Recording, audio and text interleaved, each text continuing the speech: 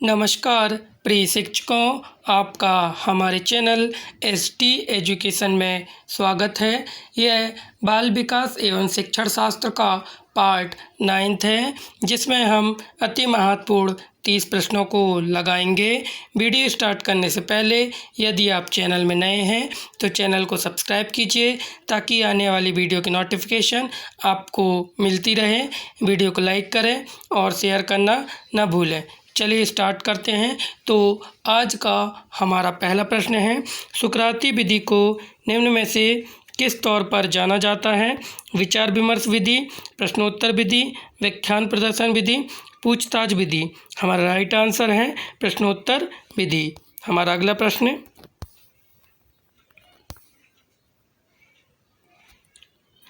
अभ्यास का नियम अधिगम में खालिस्तान के महत्व पर बल देता है। पुरस्कार, तत्परता, अभ्यास, प्रभाव। हमारा राइट आंसर है अभ्यास। हमारा अगला प्रश्न, पियाजे के अनुसार बच्चे खालिस्तान के दौरान ध्वनियों के साथ प्रयोग करते हैं। पूर्व संक्रियात्मक अवस्था, मूरत संक्रियात्मक अवस्था, अमूरत संक्रियात्मक अवस्था, संवेदी प्रेरक अवस्था। हमारा राइट आंसर है संवेदी प्रेरक अवस्था। हमारा अगला प्रश्न,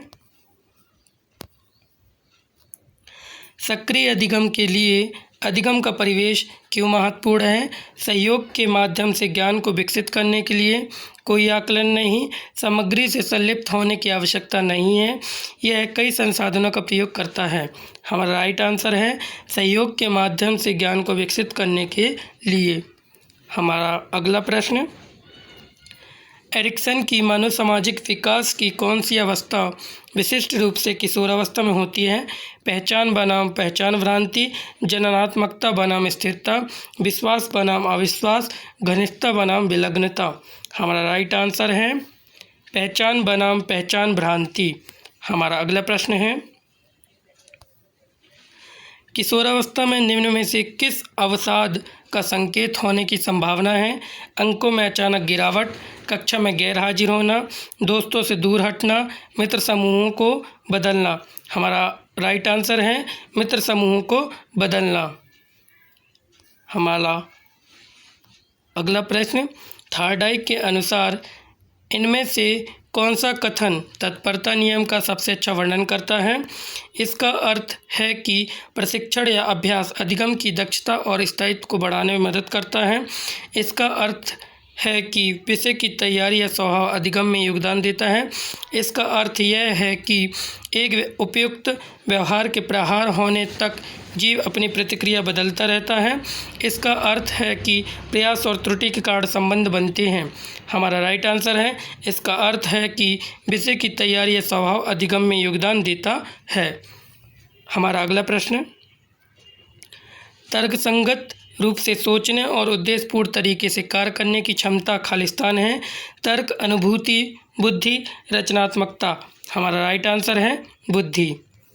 हमारा अगला प्रश्न, बंडूरा ने सीखने की समग्र सामाजिक प्रक्रिया को समझाने के लिए किस पद का प्रयोग किया? आत्म प्रभावकारिता, अनुकूलन, प्रत्याधिकृत प्रबलन, प्रतिरूपण मॉडलिंग। हमारा राइट आंसर है प्रतिरूपण मॉडलिंग। हमारा अगला प्रश्न, खालिस्तान को विद्यार्थी की उपलब्धि और समावेशी कक्षा के सफल कार्यान्वयन में सबसे महत्वपूर्ण कारक माना जाता है। शिक्षक, प्रधानाचार्य, पर्यवेक्षक, सलाहकार। हमारा राइट आंसर है शिक्षक। हमारा अगला प्रश्न, निम्नलिखित में कौन से सिद्धांतकार विकासवाद और अधिगम की प्रक्रिया में जैविक परिपक्वता की भूमिका पर विश्वास करते थे? कोहलर, स्किनर, वाइगोत्स्की, पियाजे। हमारा राइट आंसर है पियाजे। हमारा अगला प्रश्न, खालिस्तान के अंतर्गत तार्किकता का अध्ययन किया जाता है। सामाजिक विकास, संज्ञानात्मक विकास, शारीरिक विकास, व्यक्तित्व विकास। हमारा राइट आंसर है संज्ञानात्मक विकास। हमारा अगला प्रश्न, बाल विकास से तात्पर्य खालिस्तान और खालिस्तान परिवर्तनों से है जो मनुष्य के जन्म और किशोरावस्था के अंत के बीच होते हैं। जैविक, मनोवैज्ञानिक, भावनात्मक, गुणात्मक, अनुभवजन्य, मात्रात्मक, बचपन, वयस्कता, किशोर, बचपन, जल्दी, देर से। हमारा राइट आंसर है जैविक, मनोवैज्ञानिक, भावनात्मक। हमारा अगला प्रश्न है, भारत ने विकलांग व्यक्ति के अधिकारों हेतु संयुक्त राष्ट्र सम्मेलन UNCRPD पर निम्न में से किस वर्ष को हस्ताक्षर किए? 2006, 2007, 2008, 2005। हमारा राइट आंसर है 2007। हमारा अगला प्रश्न है, प्रतिभाशाली बच्चे किस संदर्भ में बेहतर होते हैं? उपयुक्त सभी, केवल अन्य के साथ झगड़ा करने की योग्यता में, केवल समस्याओं को हल करने की योग्यता में, केवल शिक्षक की सहायता करने की योग्यता में।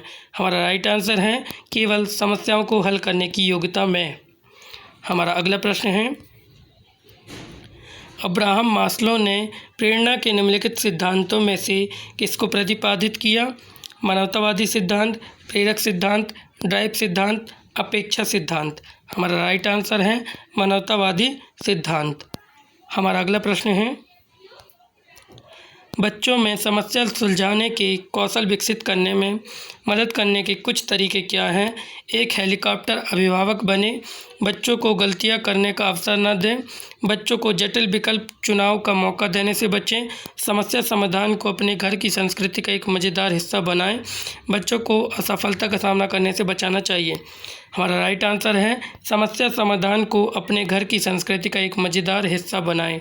हमारा अगला प्रश्न है, फ्रायड के विचार में विकास एक खालिस्तान प्रक्रिया है, निरंतर, यादृच्छिक, सक्रिय, अनिरंतर। हमारा राइट आंसर है अनिरंतर। हमारा अगला प्रश्न है,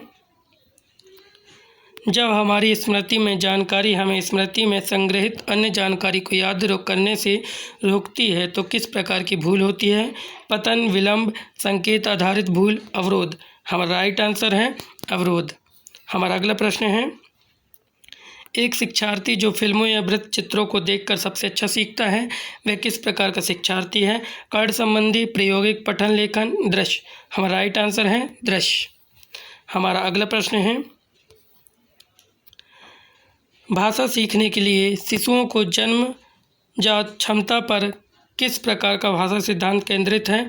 व्यवहार सिद्धांत, पोषण सिद्धांत, सहज सिद्धांत, सहज ज्ञानवादी सिद्धांत। हमारा राइट आंसर है सहज ज्ञानवादी सिद्धांत।